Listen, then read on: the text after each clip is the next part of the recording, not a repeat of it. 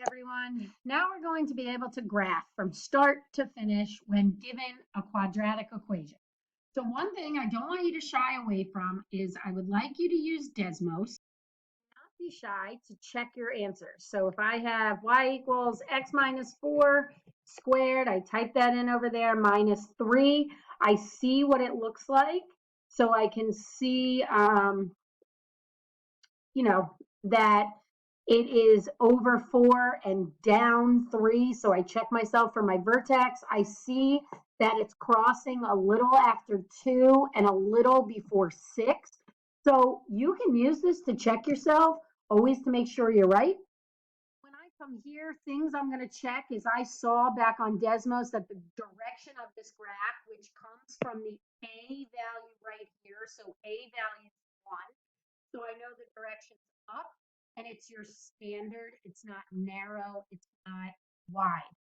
The vertex was H, K, H. Remember, it is minus. So that is actually positive 4, yet K is whatever it is, and that's negative 3. This is what I graph first. I always graph my vertex, which is over 4, 1, 2, 3. I graph my vertex first. I keep in mind, is it opening up or is it opening down? It's opening up. The second thing I graph is the axis of symmetry, which is a vertical line at x being whatever your x value is. So I take a pencil, normally if it's on paper, and I do a dotted line right through my vertex. Because now whatever's on the left side of the graph can reflect over that line and be put on the right side of the graph. So the y-intercept, which normally we said is the easier one, y is easier, you're going to keep y, but you're going to put in 0 for x, and you can simply type that in a calculator. That's going to be 4 squared, which is 16 minus 3. And so your answer is 15. So a little bit of a pain in the butt, but it's at 0, 13, because 13 is not on our graph. So remember, 0, 10, 11, 12, 13. So it would be up here. So now we know it's kind of a standard graph. Now, one thing to notice, if this is at 0, 13, and 4 away here, I can go 4 over here, 1, 2, 3, 4, and there would be a point right here. So now I know this goes down and up. Your x-intercepts is where you're going to have to do some work. So I'm going to put in 0 equals x minus 4 squared, and it's minus 3, right? So I'm going to bring that 3 over. I'm going to get x minus 4 squared. There's no number here to deal with. I don't have to divide that out. So I square root. I get plus minus 3, remember, and x minus 4. And that's when I add the 4 over. And so now you're going to need those values. So 4 plus root 3 is 5.7, comma 0. And then 4 minus square root of 3 is 2.3, 2.3, comma 0. So remember, we already looked at Desmos and we said it was a little after 2, 3, 4, 5, 6, and a little before 6. So now I graph here and I go up. Okay. One other thing I want to talk about is points. You have to know that there is infinite amount of points on this graph.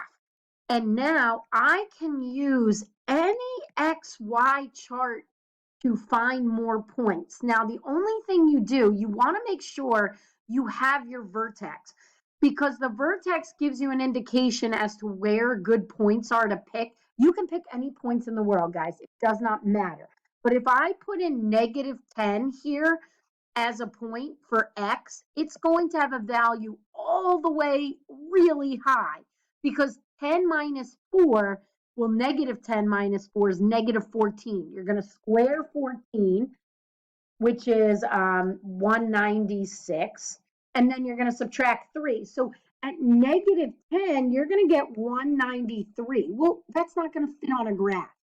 So the point, if you have your vertex and you know the vertex is at x being 4, good points to choose might be x being 3 and x being 5, because they're going to be the same.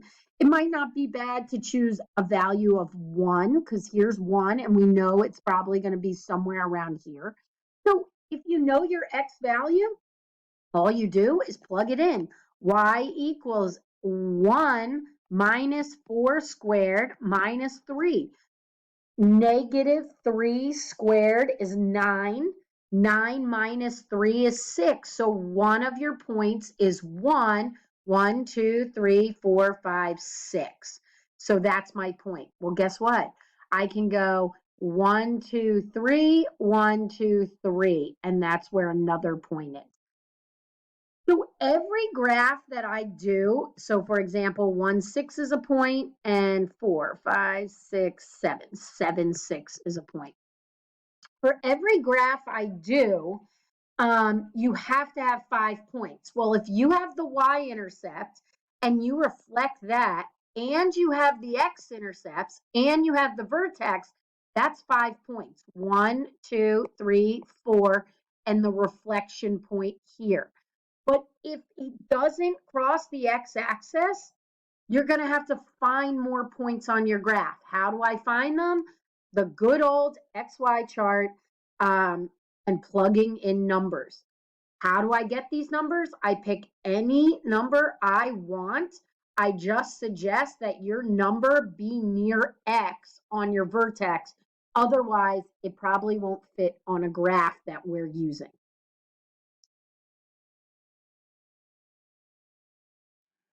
All right, I am going to look at this, and I picked this number 5, which is on a chart that you guys already done. So what I'm going to do here is go through all my steps. The first step is direction. So the direction of my graph comes off the A value, so my direction is up. So I know it's going to look something like that.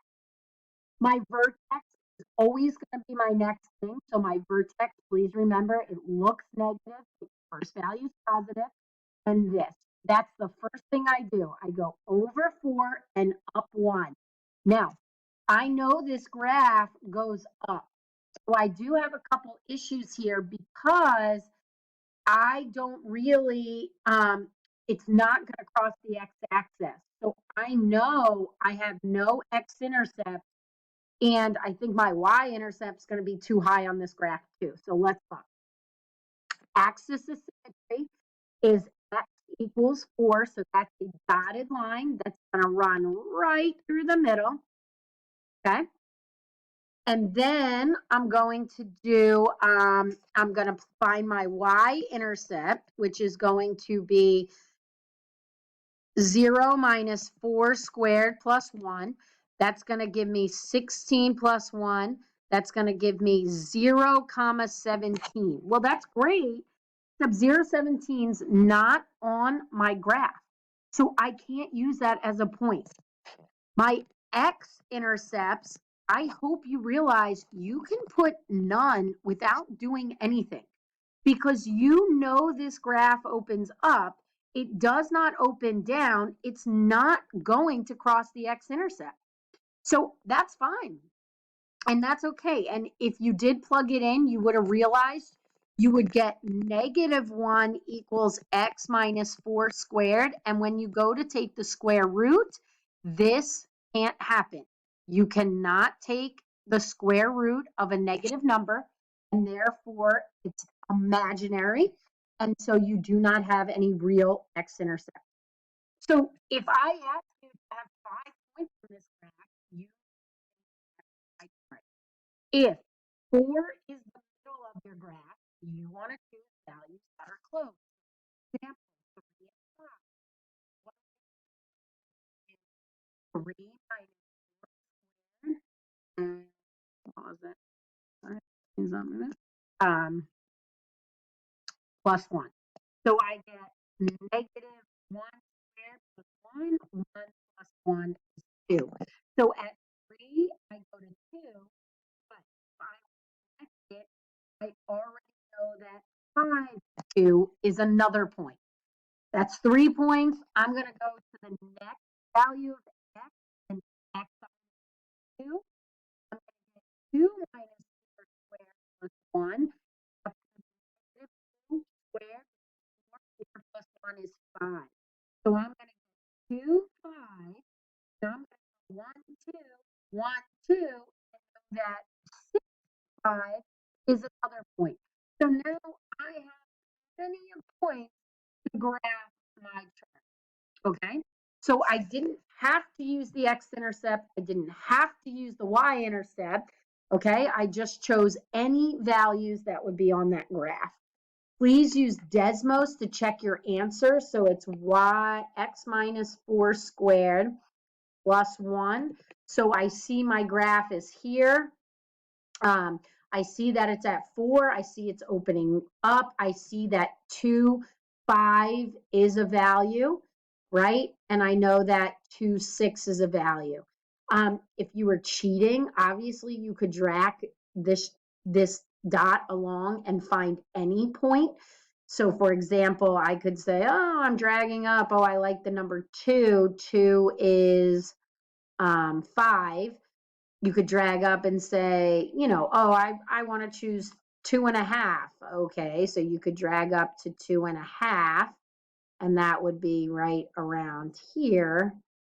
And you would get 2.5, 3.2. So you could use any points that you have. Okay. Hopefully that helps us. Please make sure I'm going to send out one more sheet for you to practice from start to finish to make sure you know how graphing goes. And I'll see you on Zoom tomorrow. Bye.